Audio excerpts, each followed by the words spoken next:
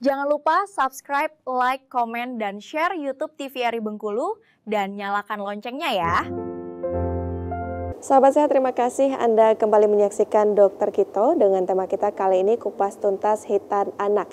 Masih bersama dengan Dokter Magbruri dan juga Dokter Bella. Dok, ini kita mau langsung sambung ke slide-nya. Ya. Oke, tapi sebelumnya Dok, izin, aku penasaran Dok terkait dengan mitos dan fakta. Tadi kan aku bertanya seorang orang tua gitu ya, yang memberikan saran kalau anaknya mau tumbuh sehat, maka lakukan hitan di usia 3 bulan. Nah sebetulnya untuk seluruh kondisi atau kondisi umum, misalnya anak sehat, terus tiba-tiba dihitan, terus tapi dia nggak gendut kayak anak si ibu tadi. Nah itu sebetulnya mitos atau fakta sih setiap anak yang setelah sunat, terus dia pasti akan gendut. Nah itu mitos atau fakta?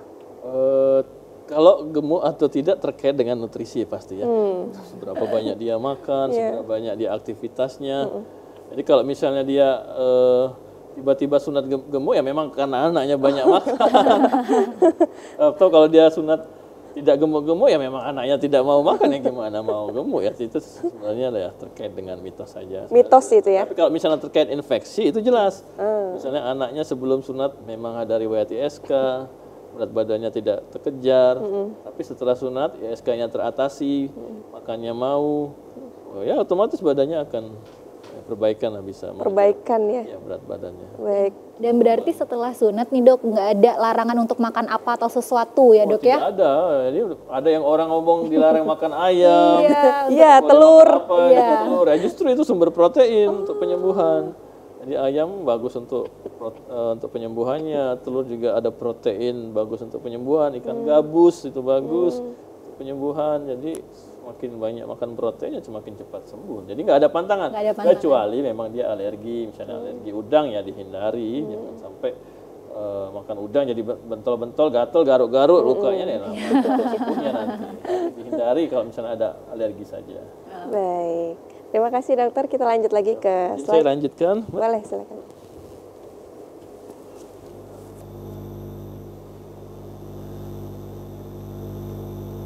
Ya, ini yang harus ayah bunda ketahui di rumah. Setelah di rumah memang itu peran ayah bunda itu sangat besar untuk penyembuhan. Karena tidak mungkin dokternya mengawasi anak ayah bunda selama 24 jam, tidak mungkin. Jadi ayah bunda yang berperan dalam penyembuhan.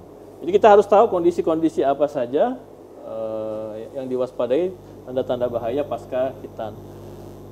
Nah, misalnya ada pendarahan terus-menerus, tiba-tiba anak ayah bunda lari nih main bola, tiba-tiba kena bola, ngocor, kena lukanya ngocor, jadi pendarahan terus-menerus tidak bisa diberhentikan. Maka itu harus tahu ini kondisi bahaya, harus segera ke klinik ataupun ke unit gawat darurat untuk ditangani dengan segera.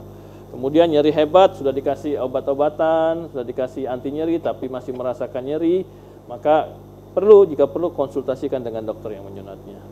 Kemudian demam tinggi, habis sunat ada demam, menggigil, kejang, maka itu harus segera ke klinik ataupun ke UGD atau hubungin dokter yang menyunatnya. Adanya bau tidak sedap, keluar cairan kayak nanah, kemudian baunya itu seperti luka yang terinfeksi, bau gangren, nah itu harus kita tahu ini kondisi yang berbahaya dan harus menentukan penanganan dengan segera. Nanah dengan eksudat harus dibedakan. Memang pasca sunat pasti luka akan produksi cairan. Biasanya kalau eksudat itu tidak berbau. Jadi normalnya kita luka timbul koreng pasti akan keluar cairan juga, basah, lembab. Itu begitu juga dengan sunat. Pasti dia akan keluar cairan, dia akan dari keluar cairan akan timbul krusta. Krusta itu kayak kering ya. Kerak-kerak kering, nah, itu proses yang normal. Jadi jangan khawatir. Jadi kalau cairannya tidak bau, ya memang agak kekuningan sedikit, itu bukan nanah, normal. Jadi jangan takut Bapak Ibu. Jadi harus beda-bedakan itu nanah ataupun eksudat tadi. Kemudian kontrol ulang biasanya kita sarankan hari ketiga ataupun sesuai dengan metodenya. Kalau metode klem tadi biasanya hari keempat untuk membuka klem. Kalau metode slit sealer tadi hari ketiga untuk melihat luka. Kemudian kalau metode konvensional itu hari ketiga untuk membuka perban, itu berdasarkan metodenya kontrolnya. Kemudian kontrol kedua biasanya hari ke-7 kita evaluasi lukanya. Kemudian kontrol terakhir biasanya hari ke-14 untuk memastikan penyembuhannya itu sempurna dan tidak ada komplikasi. Nah ini ya Mbak tadi nanya ya, mitos fakta. Jadi ini saya coba rangkum dari masyarakat ya terkait dengan fakta-fakta ataupun mitos-mitos di masyarakat. Yang pertama, laser selalu lebih baik. Jadi sudah terkenal ini. Saya mau anak sunat dengan laser. Saya mau sunat dengan metode kauter. Ada juga yang ngomong anak saya nggak mau laser, bisa mandul nanti kalau pakai laser. Nah itu kan fakta yang berkembang, mitos-mitos yang berkembang di masyarakat. Apakah benar laser selalu baik ataupun laser itu menyebabkan mandul? Ya, jawabannya tidak. Karena kita hitan itu bisa sesuai, metodenya sesuai dengan kondisi dari umur, kemudian dari usia, dari aktivitas, itu terpengaruh dengan sesuai kondisi. Tidak harus laser. Metode yang biasa konvensional itu lebih baik dalam kondisi-kondisi misalnya general anestesi, kita bisa mengerjakannya dengan nyaman, anaknya nggak berontak-berontak. Saya lebih senang menggunakan metode konvensional kalau dibius secara umum. Tapi kalau dia dibius lokal ya metode konvensional dia gerak-gerak, saya ya mau ligasi pembuluh darah susah kalau anaknya gerak-gerak, nangis-nangis kan. Jadi sesuaikan dengan kondisi. Kemudian anak harus puasa, dalam artian dia bisa tidak puasa kalau dia metode yang lokal. Jadi suruh anak sarapan pagi-pagi itu lebih baik. Jadi sesuaikan dengan metode. Kalau dia metode bius umum ya harus puasa. Kalau dia metode biusnya lokal, anak tidak harus puasa, malah justru kita sarankan untuk sarapan dulu sebelum berangkat. Kemudian bengkak berarti infeksi. Tadi sudah saya jelaskan, bengkak ringan itu normal karena tubuh mengalami luka.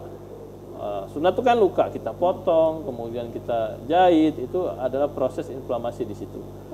Tubuh akan merespon dengan inflamasi, akan merespon dengan timbulnya bengkak, tetapi bengkaknya ringan, normal, cukup dengan observasi saja, biasanya dia akan reda sendiri bengkaknya. Kemudian semakin mahal semakin baik, salah besar. Jadi jangan anak saya mau yang terbaik dok, yang paling mahal. Sunat saya, anak saya yang paling mahal, pokoknya yang paling bagus. Itu juga tidak sepenuhnya benar.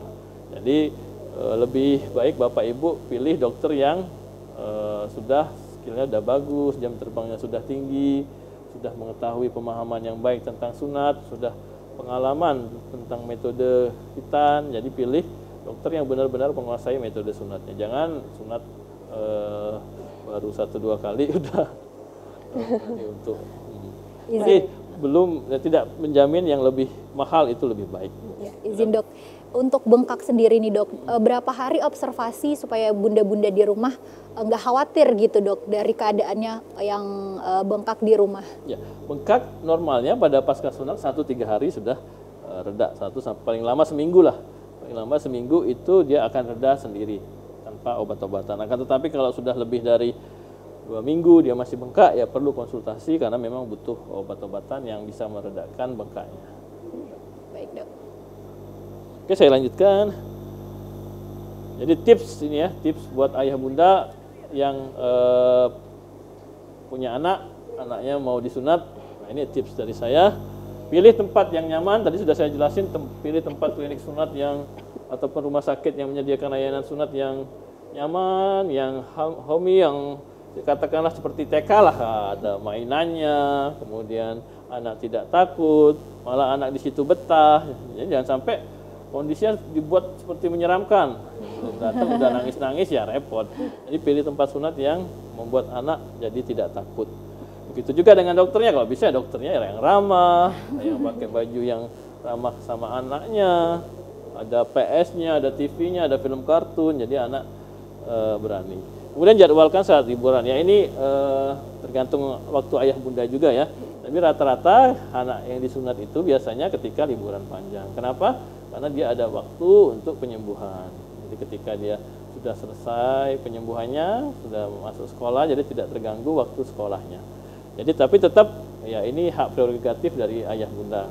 Misalnya ayah bunda sempatnya ketika dia waktu sekolah, ya nggak apa-apa, mungkin izin aja 2-3 hari. Karena dengan metode sunat-sunat yang sekarang yang baru-baru ya biasa dengan 2 hari, 3 hari itu sudah bisa aktivitas kembali seperti biasa. Kemudian siapkan mental orang tua. Jadi jangan sampai ayah bunda, saya banyak sekali pengalaman ini. Ketika saya sunat yang pingsan bapak ibunya, bukan anaknya, malah bapak ibunya yang pingsan. Nah ini kita udah repot, bapak ibunya nggak bisa support, malah buat kita pusing. Yang malah ngurusin bapak ibunya yang pingsan. Jadi idealnya bapak ibu harus support anaknya, temenin anak sunat, berikan dukungan, motivasi, ya, keluarkan perkataan yang kamu hebat, kamu berani, kamu jagoan, hebat, bisa berani sunat. Nah itu perlu dari mental dari orang tuanya harus bagus. Dengan mental bagus bisa mendampingi anak, bisa memotivasi anak.